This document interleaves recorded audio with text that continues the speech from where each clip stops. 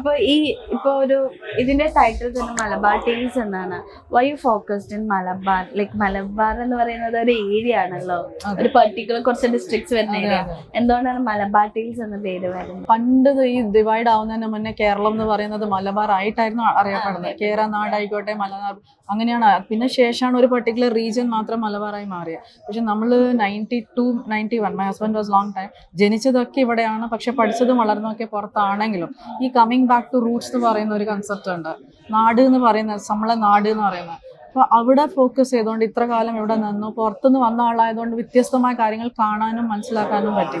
ഇവിടെ തന്നെ നിൽക്കുന്ന അത് ഡിഫറെൻ്റ് ആണ്. പുറത്ത് പോയി കുറേ കാലം കഴിഞ്ഞ് തിരിച്ചു വരുമ്പോൾ ആ മാറ്റങ്ങളും സൊസൈറ്റിയിൽ എങ്ങനെയാണ് ചേഞ്ച് ചെയ്യുന്നത്, അപ്പോൾ പുറത്ത് നിന്ന് നോക്കുമ്പോൾ അതിൻ്റെ ആ വ്യത്യസ്തം മനസ്സിലാകുമ്പോൾ അത് ശരിക്കും മൂവിയിലേക്ക് വന്നു. സോ മലബാറിലെ 5 വീടിലെ 5 കഥകളായിട്ട് ആ രീതിയിൽ ഉദ്ദേശിക്കുന്നത് എന്താണ്, നമ്മൾ നോർത്തേൺ കേരള എന്നുള്ള ഒരു സ്പെസിഫിക് അല്ല, നമ്മുടെ ഈ കേരള റീജിയൻ എന്ന രീതിയിൽ തന്നെയാണ് ഉദ്ദേശിക്കുന്നത്.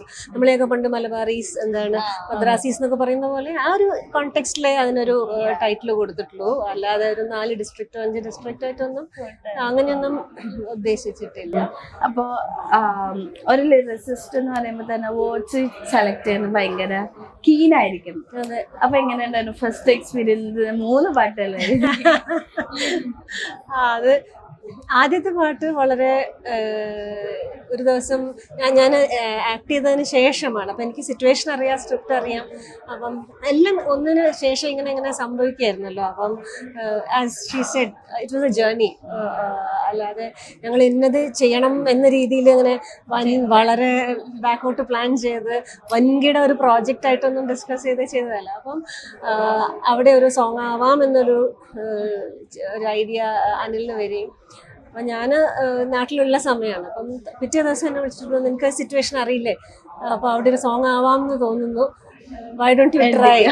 പൊതുവെ ഇപ്പം ഞാൻ ചോദിച്ചു, സാധാരണ ഇന്നത്തെ കാലത്തൊക്കെ മ്യൂസിക് ചെയ്തിട്ടാണല്ലോ ഇപ്പൊ ലിറിക്സ് വരുന്നത്. പണ്ടൊക്കെ അല്ലേ ആദ്യം ലിറിക്സ് എഴുതി പിന്നെ മ്യൂസിക് കമ്പോസ് ചെയ്യുന്നത്. അപ്പം ഞാൻ അനിലിൻ്റെ അടുത്ത് ചോദിച്ചു, അല്ല മ്യൂസീഷ്യൻ ട്യൂൺ ഇട്ടിട്ടല്ലേ ഇപ്പോഴൊക്കെ എഴുതാറുള്ളത്, അപ്പൊ പിന്നെ ഇന്നല്ല നീ എഴുതിക്കോ, ആ സിറ്റുവേഷൻ നമുക്കറിയാലോ, ആ കോണ്ടെക്സ്റ്റ് വരണം എന്ന് പറഞ്ഞു. ഈ എല്ലാ പ്രൊജക്റ്റിലും സ്ക്രിപ്റ്റ് 100% റെഡിയാണ്. Script everything detailed out chalk out ചെയ്ത് വെച്ചാൽ ലിറിക്സ് അപ്പം ആ സിറ്റുവേഷൻ അനുസരിച്ച് ഒക്കെ ഒരാളെ എഴുതാൻ പറ്റും. ഒന്ന് നന്നായപ്പോൾ പിന്നെ why not try the next one, അത് നല്ല അടിപൊളിയായപ്പോൾ വേറെ സിറ്റുവേഷൻ, അങ്ങനെ ഓരോന്നോരോന്ന് അപ്പം സ്ക്രിപ്റ്റ് 100% ആദ്യം മുതലേ എല്ലാം റെഡി ആയിരുന്നു. ആ രീതിയിൽ അനിൽ വളരെ ക്ലിയർ ആയിരുന്നു, കോണ്ടെക്സ്ച്വൽ ആയിരിക്കണം എന്നുള്ളത്. പിന്നെ എനിക്ക് ഇത്രയും വർഷമായിട്ട് ഇവരെ അറിയുന്ന സമയത്ത് എന്നാൽ പറ്റുന്ന രീതിയിൽ എനിക്ക് സപ്പോർട്ട് ചെയ്യാൻ പറ്റില്ല, എൻ്റെ ബെസ്റ്റ് എനിക്ക് കൊണ്ടുവരാൻ പറ്റണം എന്ന് ഞാൻ ശ്രമിച്ചിട്ടുണ്ട്. അങ്ങനെ എഴുതി കമ്പോസ് ചെയ്ത് വന്നപ്പം അത് നന്നായിട്ട് വന്നു. പിന്നെ ചെറിയ ചെറിയ changes as per the musician ആയിട്ട് സംസാരിച്ച് വരുമ്പോൾ അവർക്ക് വേണ്ട ചെറിയ ചേഞ്ചസ് ഒക്കെ ചെയ്തു. ഈ പോയമ അങ്ങനെ എന്തെങ്കിലും അതൊക്കെ എഴുതാറുണ്ട്, പോയമ എഴുതാറുണ്ട്. സോങ് എന്ന് പറയുമ്പോൾ ഒരു അപ്പൊ നമ്മുടെ ഇങ്ങനെ മൂവി റിലീസിന് ഒരുക്കുകയാണ്, എന്താ നമ്മുടെ ഓഡിയൻസിനോട് പറയാനുള്ളത്? ഏറ്റവും ആദ്യം നമ്മളിപ്പോൾ ഈ ഒരു കുടുംബത്തിന്റെ കഥ, അനിൽ, പ്രീത ഫാമിലിയെ, അശ്വൻ, അനുപ്രിയയുടെ ഒരു ഫാമിലി ഉണ്ടാക്കിയ ഒരു സിനിമയാണ്.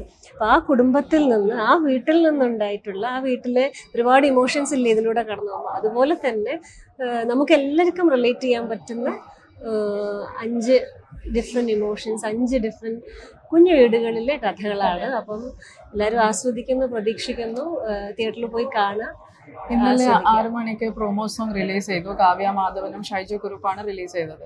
പ്രൊമോ സോങ് വന്നതിന് ശേഷം എല്ലാവർക്കും ഭയങ്കര ക്യാച്ചിയായ ട്യൂണും ഇഷ്ടപ്പെട്ടു. അപ്പോൾ അതിൻ്റെ താഴെ ഒരുപാട് കമൻറ്റ്സ് വന്നു. ഞാൻ കുറച്ച് കമൻറ്റ്സ് റിപ്ലൈ ചെയ്യണം എന്ന് ഉദ്ദേശിച്ച് നോക്കുമ്പോൾ ഒരാൾ ഒരു സോങ് റൈറ്ററാണ്, അയാളൊരു നല്ല ബ്യൂട്ടിഫുൾ കമൻറ്റ് ഉണ്ടായിരുന്നു. ഈ മലബാർ ടെയിൽസ് എന്ന് പറയുന്നത് 5 കഥകളാണല്ലോ, പക്ഷെ ഇതിലൊരു 6ാമത്തെ ഹിഡൻ കഥയുണ്ട്, അത് ഈ ഫാമിലിയുടെ കഥയാണ് എന്ന് പറഞ്ഞു. Yes, it was a big struggle, it's a big journey.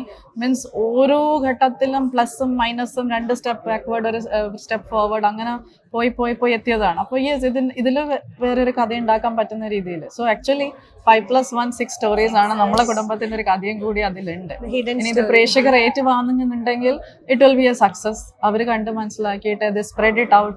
This ഒരു ചെറിയ മൂവിക്ക് വേണ്ടിയിട്ട് ഒരു വലിയ സപ്പോർട്ട് ഇവർ മാത്രമാണ്, പ്രേക്ഷകരാണ്.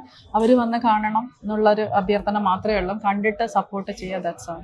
ചെറിയൊരു ബഡ്ജറ്റിൽ ചെയ്തിട്ടുള്ള ഒരു ഫാമിലിക്ക് താങ്ങാവുന്ന ഒരു ബഡ്ജറ്റിൽ ചെയ്തിട്ടുള്ള ഇതാണ്. അപ്പം അങ്ങനത്തെ കുറെ മൂവീസ് വരട്ടെ, കുറെ പേര് സക്സസ് ആവട്ടെ. May be this is the first attempt. ഇത് സക്സസ് ആയാൽ many people will find a way out. അപ്പൊ ഈ പറഞ്ഞ പോലെ തന്നെ മൂവി വൻ വിജയകരമായിട്ട് ആശംസിക്കുന്നു. നിങ്ങൾ മിനി നല്ല നല്ല സിനിമ ഞങ്ങളുടെ മുന്നിൽ എത്തിക്കട്ടെ എന്ന് ആശംസിക്കുന്നു. Thank you so much. Thank you.